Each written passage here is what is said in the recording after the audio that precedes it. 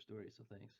Joining us right now is Jaylani Hussein, who is the Executive Director of CARE Minnesota. Thank you so much for coming on. Thanks for having me. We were speaking just before we got on about the pain that is very real in the Muslim community, in the Palestinian community here. Please share.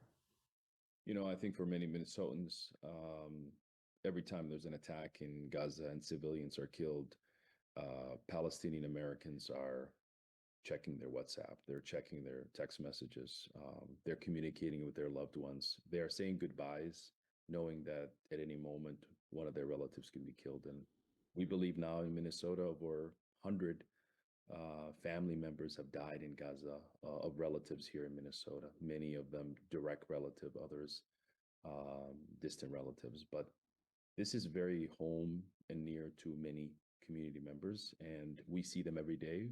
They're our neighbors, they're our colleagues, they're doctors, engineers. There are many aspects of our community in Minnesota. And it's a sad reality that many of them live in that. They're checking in with their family members daily, and they're saying their goodbyes, knowing that there's a chance that they may lose them in an airstrike. Of course, the personal is also political. That's how people vote. And I know that there is definitely a fallout and reactions here at home, both locally and nationally, to this war and the positions that the United States are taking.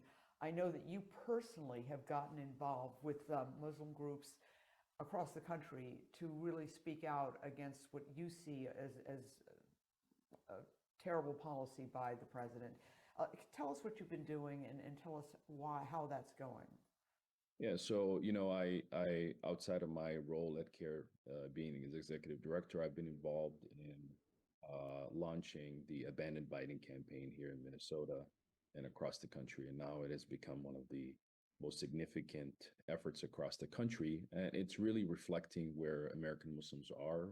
Overwhelming majority voted for President Biden. Many of them now see that that is not a possibility. And it is a pain. It's a double pain because many of us actually voted for him and we expected him to adhere to the same values that he shared with us when he ran as a campaign for president, which was to, respect the dignity and life of human beings, including Palestinian children. And what we've heard from the president, this administration, is a failure of that. And their policies impacting everything. We see today many people who are not Muslims, who are peace lovers in this country, who go to his rallies, who interrupt him every single time, letting him know that we have to talk about a ceasefire and we have to talk about ending this genocide that is happening right now in Gaza. So it is a movement that is. Let me ask you this: Are these people in your movement that you've helped start? Are they going to be voting for a third party candidate? Are they going to be voting for Donald Trump, or are they simply going to be staying home? Because that is a big deal too. We see the ballot box as our greatest way to teach the Democratic Party and the Republican Party that the American Muslim community and many of its allies are not only upset, but they're going to use our vote. So we're not staying home. We are going to vote for an independent candidate, more than likely. We haven't made that decision yet. We will do that sometime later this year. But the fact of the matter is the American public also can join us. We don't have to have a two-party candidate system in the presidential election. We can actually choose independent. We've seen that in the past as Ross Perot's race.